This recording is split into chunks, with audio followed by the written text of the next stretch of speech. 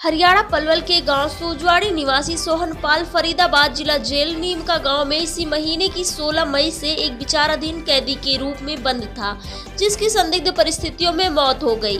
आपको बता दें कि मृतक पलवल के गांव सोजवाड़ी का रहने वाला था। मृतक का नाम सोहनपाल था, जिसकी उम्र लगभग 35 साल है। परिजनों के मुताबिक उनको नीम का जेल से फोन आया तो पता चला कि सोहनपाल की जेल में तबीयत खराब होने के चलते इलाज के दौरान फरीदाबाद सिविल अस्पताल में मौत हो गई है।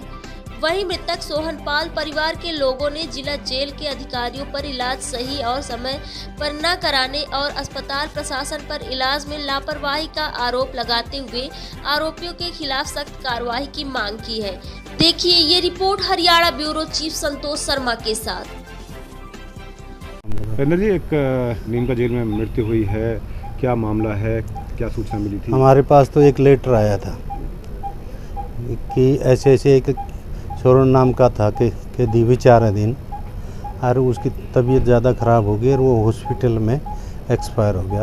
कार्रवाई के लिए आए तो हमने वहाँ उसको लेटर को लेके डीडी काट के रोज़ नाम चमरापट लिख के और 196 की जो कार्रवाई होती है मजिस्ट्रेट कार्रवाई, पूरी कार्रवाई करके यहाँ मजिस्ट्रेट साहब को दे दी। अभी मेडिकल होगा, मेडिकल के बाद जो भी तथ्य सामने आएंगे उसके हिसाब से कार्रवाई की जाएगी। पोस्टमार्टम रिपोर्ट कब तक मिलने का आसार है? पोस्टमार्टम रिपोर्ट तो अभी पोस्टमार्टम हो रहा है, डॉक्टर साहब से संपर्क करके 1 या 2 दिन में मिलेगी, मिलते ही तुरंत कार्रवाई की जाएगी। प्रथम दृष्टया क्या लग रहा है जी आपको, आप कार्रवाई कि इसका फादर ये ऐसे कह रहा था, कल मिलने के जा रहा था तो इसको 2-3 दिन से बुखार आ रहा था, तो ये अभी बता नहीं सकते इसमें अभी क्या है।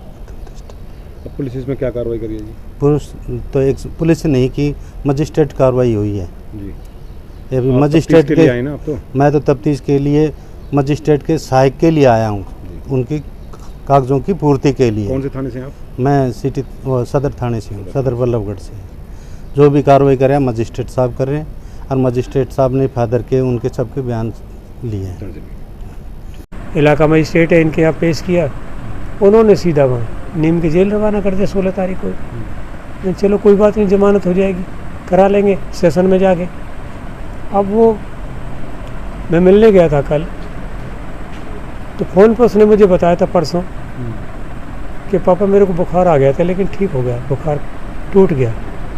चलो खाना पीना सही रखियो, थोड़ा घूम फिर लियो।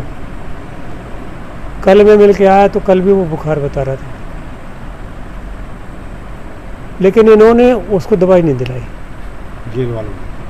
जेल वालों ने उसका ट्रीटमेंट सही नहीं कराया, ना हमें करें। मैंने कहा था, मैंने कहा जी उसको, हमारे बच्चे को बुखार है, उसकी दवाई हम नहीं करा सकते क्या? हमें कोई तरीका बताओ। उन्होंने कहा अपने वकील से परमिशन मंगवाओ मजिस्ट्रेट से, और फिर यहाँ डीसी उसको दो, डीएसपी को आकर के, जेल सुपरिटेंडेंट को, तब जो है कुछ तुम कुछ कर सकते हो। ये बड़ा लंबा प्रोसीजर है। मैं चल के आया, फिर मैं वकील से जमानत की बात करी, उन्होंने कल करा दूँगा। इतने टाइम में रात को मेरे पास आज सुबह 4 बजे फ़ोन आता है जेल से कि जी आपका बेटा सोहनपाल आपका बेटा। मैं कि हाँ, कि वो हम उसको सीरियस हो गया था, उसको वहाँ बीके ले जा रहे थे और वो एक्सपायर हो गया। बीके में ले गए, वहाँ जाके भर्ती किया, इलाज के दौरान वो। मैंने कहा भाई क्या हुआ उसको ये तो बताओ। फ़ोन काट दिया, कोई बात नहीं सर। अब हमारी समझ में ये नहीं आ रहा कि कल मैं 1 बजे मिला हूँ तो बच्चा मेरे को ठीक दिखाई दे रहा। उसके बाद जज साहब कह रहे थे कि 6 बजे तक भी ठीक है, उसके दोबारा चेकअप हुए। फिर ऐसी क्या बीमारी हो गई जो अचानक उसको आधे घंटे में या 10 मिनट में उसकी जान ले गई? कितने बजे फ़ोन आया था आपके पास? मेरे पास 4 बजे फ़ोन आया शाम को, और यहाँ उन्होंने दाखिल किया 2 बजे। 1:40 पे ओपीडी कार्ड बनवाया। रात को 2 बजे उसको ब्रॉडबैंड कर दिया। जब वो बीमार था, उसकी तबीयत ठीक नहीं, तो 6 बजे से 8 बजे से 9-10 बजे से वह जेल में क्या कर रहे थे? क्यों नहीं उसका ट्रीटमेंट कराया गया? इसका मतलब जेल की सरेआम लापरवाही की वजह से मेरे बच्चे की मौत हुई। अब आप क्या चाहते हैं?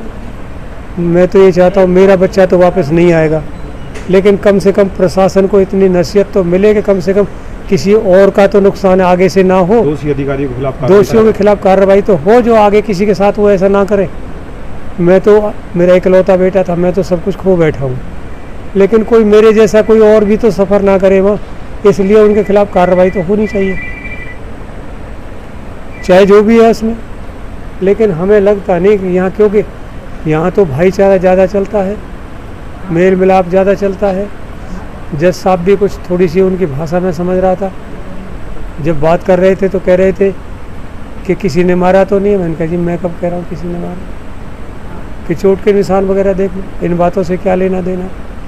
जब मैं आपको ये कह रहा हूँ कि भाई इलाज के दौरान ड्यूटी मजिस्ट्रेट की निगरानी में अब पोस्टमार्टम किया जा रहा है। जी सुना तो यही है, मैं तो अंदर टिका नहीं हूँ, लेकिन ड्यूटी मजिस्ट्रेट है ये, शायद वो है। मजिस्ट्रेट ने अंदर से ये बताया था वहाँ की।